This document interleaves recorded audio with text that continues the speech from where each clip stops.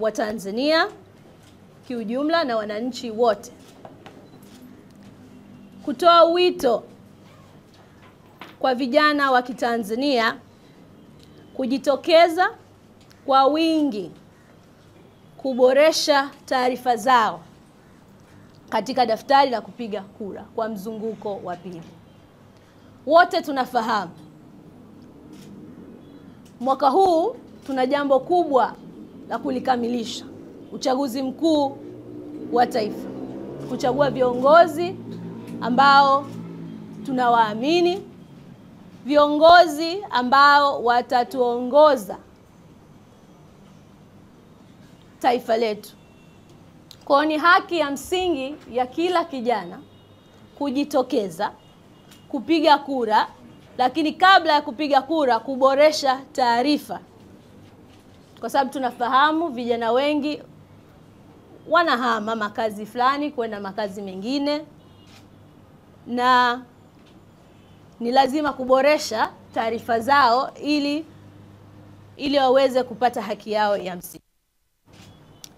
Kwa mujibu wa taarifa iliyotangazwa rasmi ya Tume Huru ya Taifa ya Uchaguzi, mzunguko huu wa pili utaanzia tarehe 1 mwezi wa 5 mpaka tarehe 7 mwezi wa 5 katika mikoa 15 kama ifuatayo.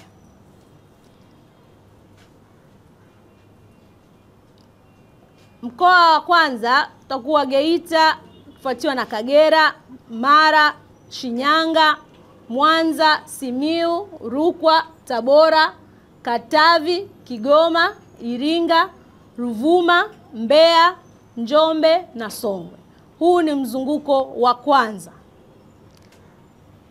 Tarehe 1 mpaka tarehe 7 Mei, mzunguko wa pili, ni mikoa 16 ambayo ni Arusha, Manyara, Kilimanjaro, Tanga, Morogoro, Pwani, Singida, Dodoma, Dar es Salaam, Lindi, Mtwara, Mjini Magharibi, Kaskazini Unguja, Kusini Unguja, Kaskazini Pemba na Kusini Pemba.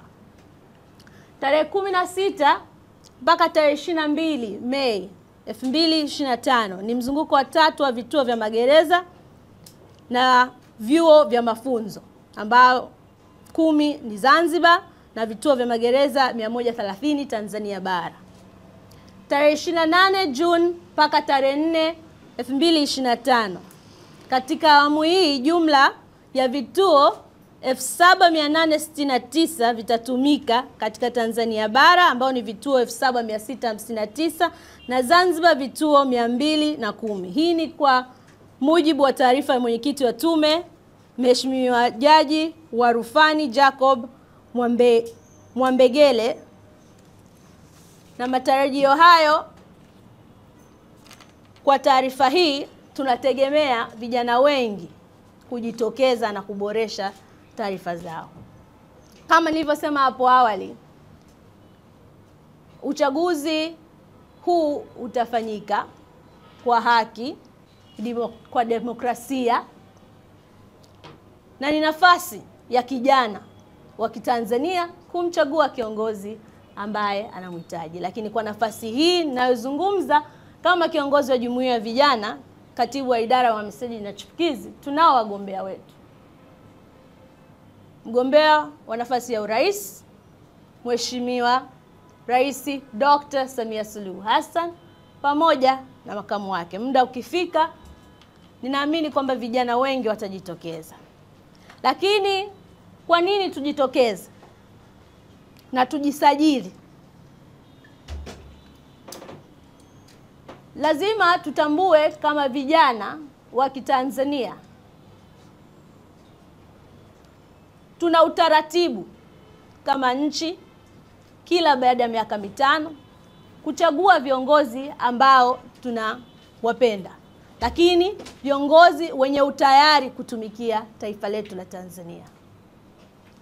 Hatuna sababu sisi kama jumuiya ya vijana kupinga uchaguzi. tumejiandaa kikamilifu kushiriki kikamilifu uchaguzi huu wa mwaka huu na bila kuyumbishwa. Nia tunayo, ari tunayo na nguvu tunazo, na tupo tayari kupiga kura na kujitokeza kama vijana kugombea nafasi mbalimbali.